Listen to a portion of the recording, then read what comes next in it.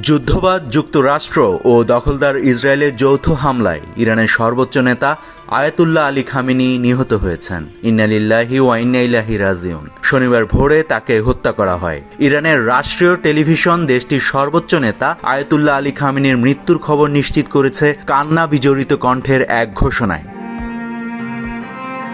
ইরানের supreme national security council জানিয়েছে, Ayatollah Ali Khamenei শনিবার সকালে তার কার্যালয়ে কাজ করার সময়ই নিহত হয়েছেন। ইসলামিক রেভলিউশনারি গার্ড কর্পস বা IRGCর সাথে যোগসূত্র আছে এমন সংবাদ সংস্থা তাসনিম নিউজ এজেন্সি বলেছে, নিজ কার্যালয়ে খামেনির মৃত্যুর খবর প্রমাণ করে যে তিনি আত্মগোপনে গেছেন বলে ইসরায়েল ও যুক্তরাষ্ট্র যেসব খবর দিচ্ছিল সেগুলো ছিল শত্রুর মনস্তাত্ত্বিক লড়াই।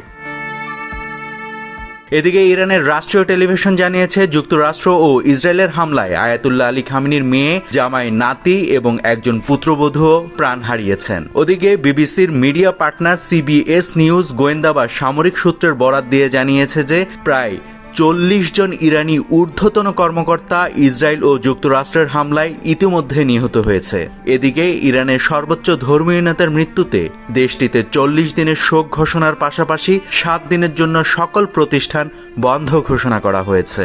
নাভিদ হাসান, সোনালী নিউজ।